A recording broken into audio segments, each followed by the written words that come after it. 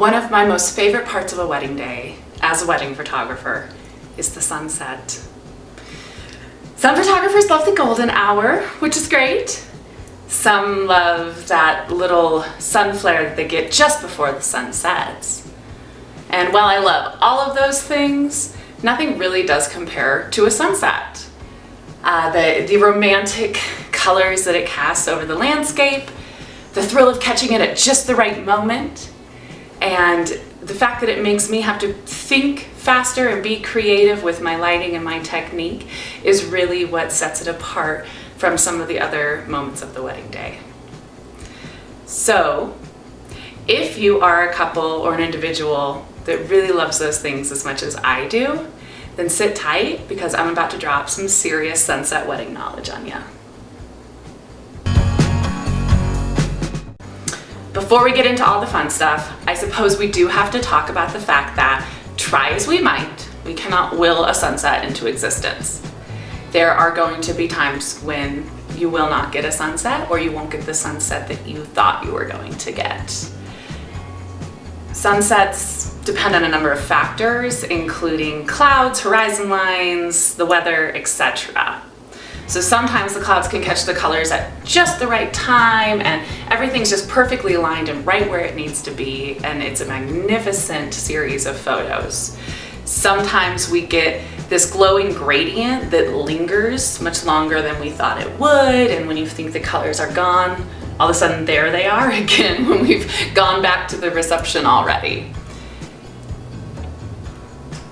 The thing to remember is that even if there is no sunset that night, because sometimes there just isn't, sometimes the clouds are too thick and you don't have a sunset, that you can always get amazing photos.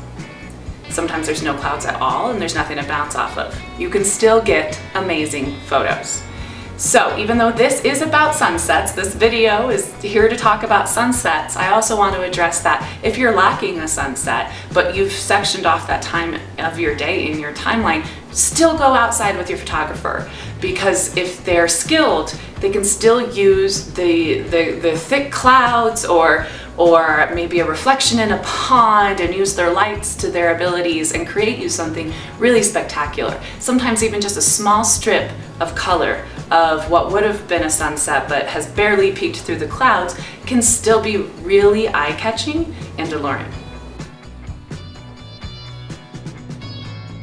And then if all else fails and you're feeling like hanging out till later in the evening with your photographer, you can always go outside and catch the moonrise with the stars.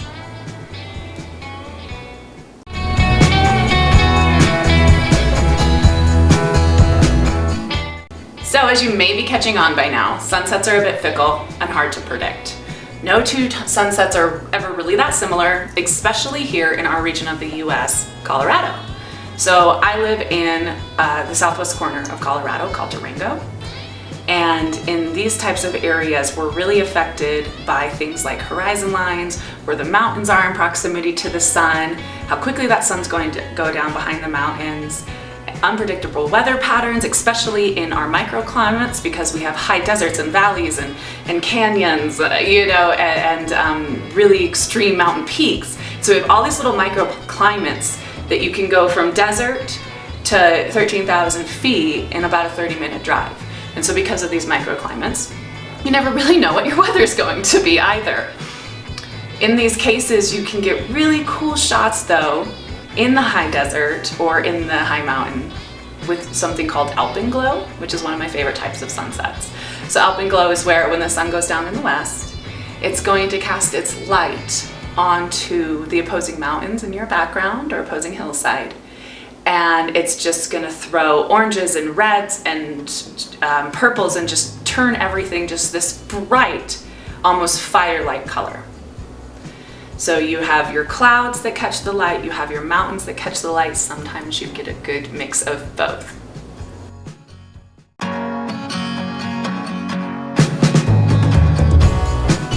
Lastly, we want to talk about fitting it into your timeline.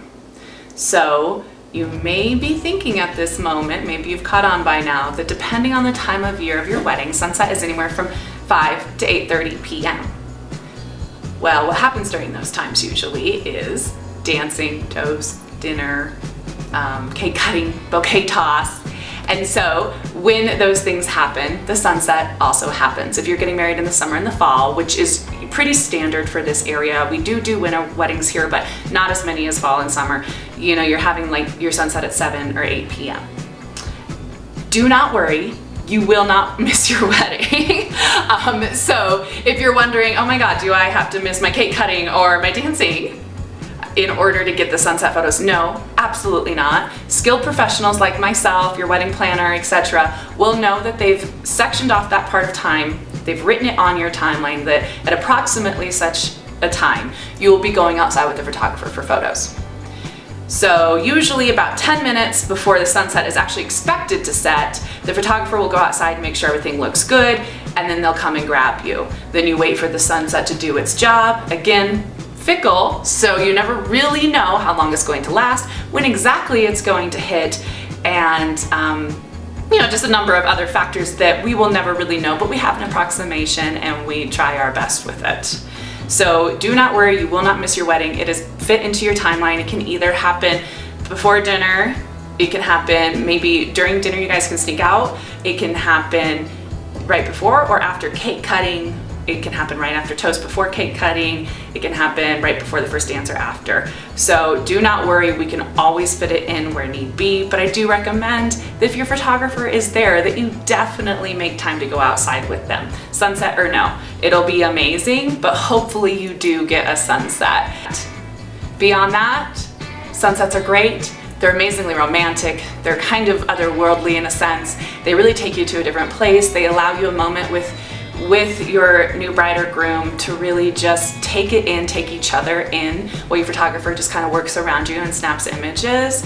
It can really add so much spectacularness to your wedding day and to your imagery, and it creates a really nice work of art to hang on your wall or put in your wedding album, something to remember for a lifetime. I highly recommend you get outside during your reception and get those photos.